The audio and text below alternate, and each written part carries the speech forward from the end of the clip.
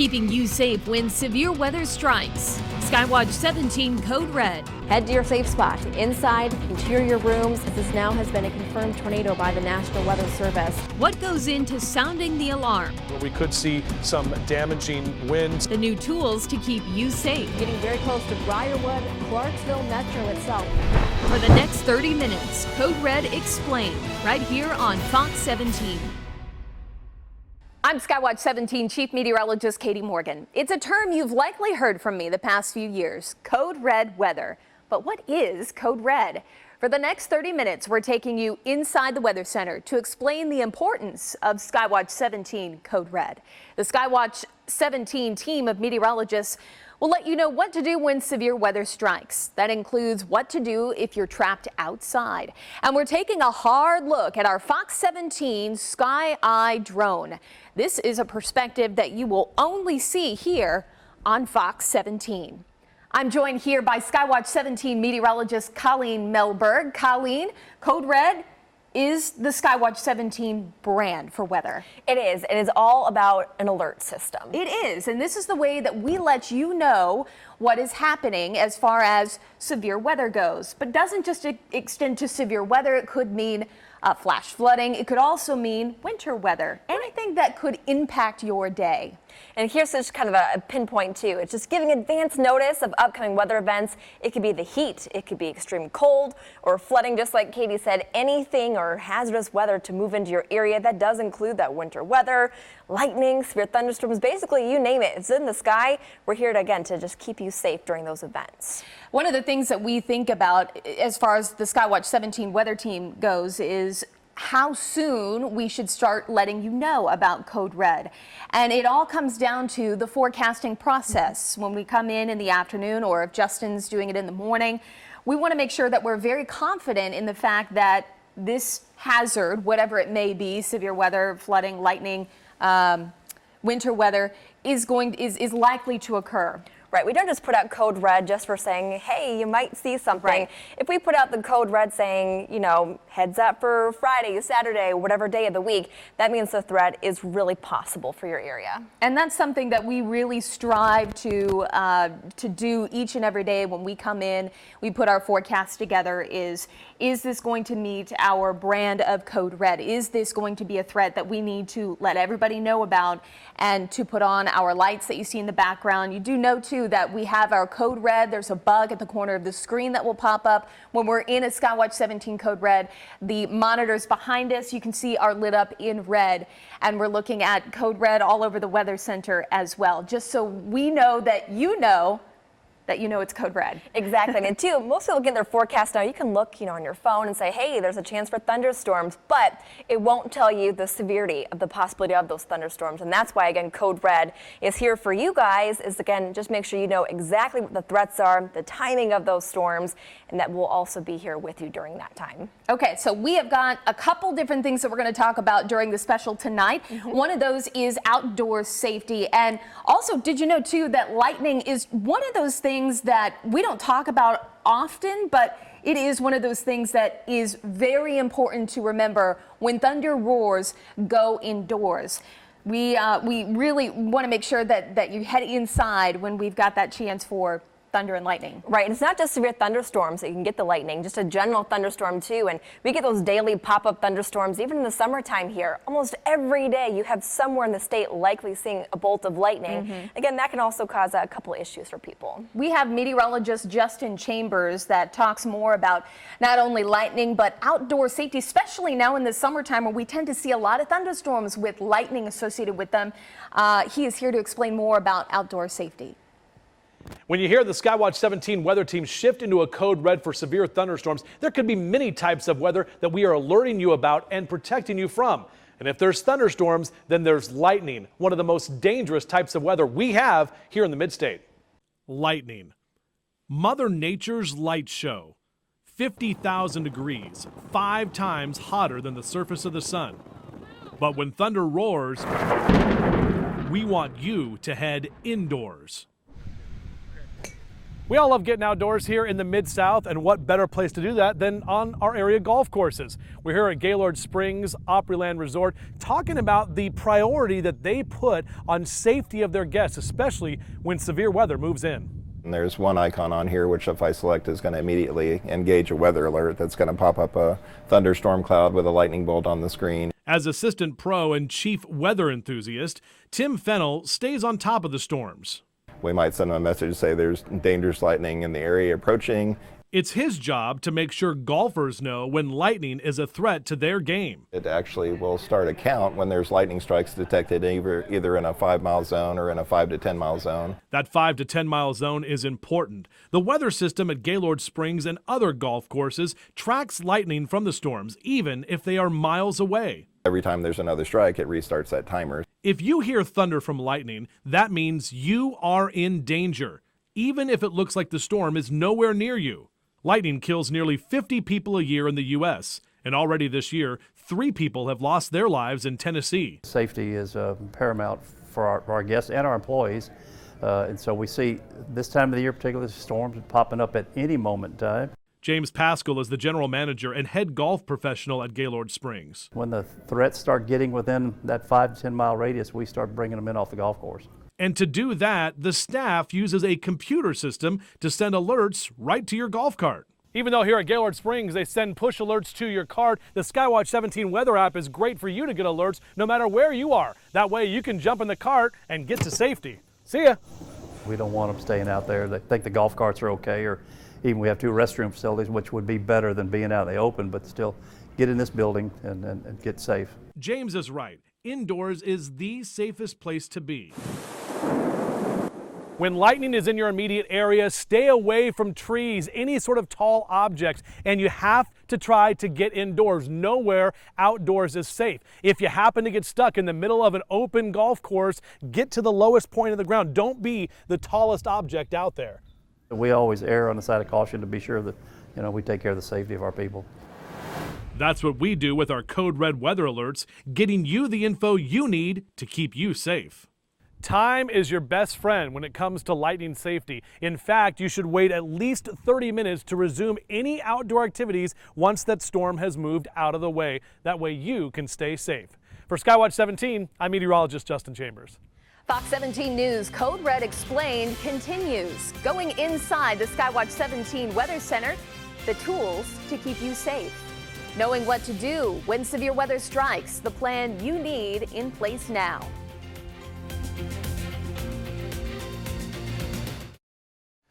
Right here in the Skywatch 17 Weather Center now, and a little behind the scenes look. You always see us over here at the Weather Center. We call this the weather desk, essentially. This way we can actually use these computers to be able to tell you the weather story. We can actually control the computers from this console right here as we go on air. But come over here a little bit. These are some of the computers that we actually use. It's all about computers, right? And all the cool weather graphics that we have. We've got 2 different systems here that we can use. You can see one showing the radar, while the other one maybe will have a future track. And the future track is so important in terms of tracking storms, where you can actually see some of this line of shower activity and those thunderstorms that we're expecting right there. It puts it in real time, so we see exactly what city you may be affected here with some of those storms as they continue to roll through. That's just one of the tools that we use. And of course, everyone wants to know, watch your step there, Matt, come on down. But we are talking about the big old green wall. So when Colleen, when Katie or myself are right here, this is where we do, and this is where we do our thing, and this is where all the magic happens as well. This is what we call a green screen. So you see us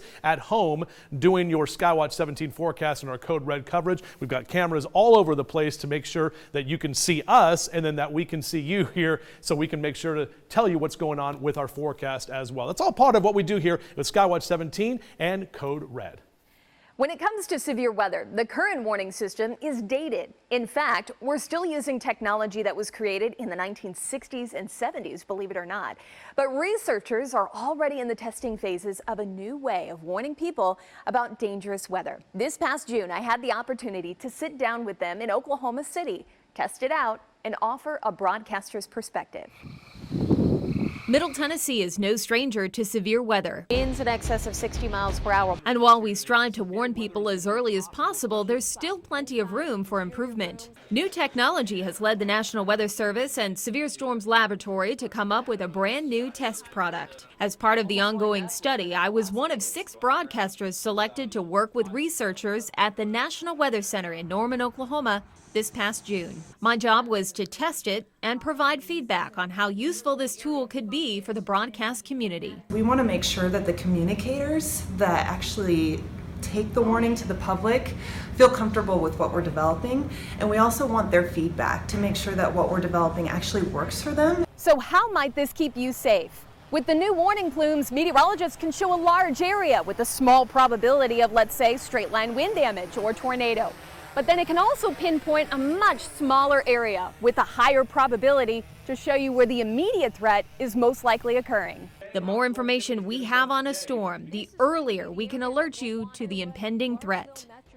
Now, researchers still have years of studies to do, so unfortunately we'll have to wait a little bit longer, probably the early 2020s for it to roll out, but it does seem promising. Fox 17 News keeping you safe when severe weather strikes. When seconds count, the right decision can mean life or death. What you need to do now to prepare for severe storms. And a new tool to keep you safe. How our Fox 17 News Sky Eye drone works. Welcome back to Fox 17 News Code Red Explained. I want to break down something new and improved to the Skywatch 17 Weather Center, and it is our Skywatch 17 Doppler radar. Recently, we rolled out with a brand new radar product. This gives us the capability of not only showing you where those storms are, but it gives us a crisp look at exactly where that severe threat may be. So we've gone back here. This is archived data, something we pulled out from February, if you remember, February 24th, where we had multiple tornadoes through Montgomery County here. We're looking at a line of showers and thunderstorms rolling through Montgomery County. Our radar can not only show you where the storms are, but it can show you things inside those thunderstorms. A real crisp picture, giving us that extra edge to sharing you the information that you need when it's most important. So this is what we call reflectivity here, and this is on our radar coming out of Nashville. This would be number 1 here, radar. This shows us again how intense the thunderstorms are, how tall they can be, and it can also show us things like lightning. Something that we talk about a lot, you may have heard of, a hook echo. Sometimes they're not as easily picked out. For instance, with this line here, can't really pick out a hook echo, but there is a tornado on the ground. Can you pick it out? With our new radar, this makes it a little easier for us here, giving us a real crisp view of where the wind velocity is. So again, wind velocity showing where winds are going away and towards the radar. That gives us a real nice view of exactly where those storms are. In fact, we can zoom in and out using our new hand tracker tool. So I can actually zoom into I-24 here, giving you that exact view right over 24, headed towards Ross View, where that tornado was on the ground. It can also show us a storm relative velocity, another wind product for us, again really pinpointing where that exact threat is. Something exclusive to our Skywatch 17 radar product is what we call shear rate, and this is showing us how strong the shear is, and you can actually see the legend at the top: weak shear in the green, stronger shear in the red, and extreme shear in the yellow. So the higher the color, the brighter the color, the more shear that we're seeing. Shear meaning wind, strong wind. So again, these are just a few of the new radar tools that we have at our fingertips that'll help us bring you the most important information during severe weather coverage. Colleen? Thanks, Katie. When we talk about tornado safety, you'll often hear the advice to go to the lowest level in most interior room. Well, what if you're not at home or in a safe location? I break down what you need to know to stay safe. It's the worst case scenario. You're out driving on the road and you get an alert from your phone or radio that there's a tornado warning right in your area. Well, what do? Where do you go? As soon as you get the alert, one of the first things you're going to want to do is get out of your car and ideally move into a nearby sturdy structure in the most interior room away from windows. If you're not nearby any sturdy structures, the one spot you want to go to is a ditch. Yep, a ditch. With potential tornado debris flying all around you, you want to make sure you're as low to the ground as possible, like in this ditch. So to make sure you stay safe, you want to make sure you cover your head and neck, just like this. Well, if you're wondering, why would I do that instead of going, say, under an overpass? Turns out it's actually one of those dangerous spots you could be. If you're getting underneath an overpass, you're actually getting more elevated. And what we stress in tornadoes, think about, the proper tornado safety. We say get on the lowest level, first floor or underground. What you want to do is the opposite of that. You want to get as low as possible, whether it's in a ditch or culvert, because the wind speeds actually increase in speed by as much as 25% underneath those bridges and overpasses. Some of the folks who need to have a safety plan prepared well in advance of a storm are for those in mobile homes. These structures, plain and simple, are not safe, and you need to move to a secure shelter. If you live in a mobile home, it's fantastic, housing, it's affordable, but unfortunately does not provide protection in tornadoes. And I've never come across tornado damage that's struck a mobile home where a good result has happened. So if you do live in a mobile home, we can't stress enough to be proactive, pay attention to the weather, and have a plan. Know where to go somewhere else that has a proper shelter. And don't wait till the warning's issued. And a really great way to make sure you and your family can get to your safe place in plenty of time is to actually time out how long it takes to get from your house to your safe location. Now say you and the kids are out at a sporting event, say cheering on the Sounds at First Tennessee Park. Do you know what you need to do if you're sitting out in the stands? Well, I talked to Doug Scopel to see exactly what you need to know. Well, obviously if it's a tornado, anything where they need to be undercover, fortunately we're outdoors, but we do have a lot of spaces that are undercover. We can put them in restrooms, we can put them in stairwells, we can put them up here on the concourse where there's minimal glass. So depending on which scenario it is, we make a decision kind of where we're going to put them. So we have 4 restrooms on the concourse, 4 men's, 4 women's. We also have 3 stairwells, and they're marked right here along the concourse. And that's where we would ask those folks to go if possible. So whether you're in your car, in your house, or say out at a sporting event, the best way to stay prepared is to know the forecast ahead of time and have a plan. For Fox 17 News, I'm meteorologist Colleen Melberg. A new tool to keep you safe. The new perspective thanks to the Fox 17 News Sky Eye drone.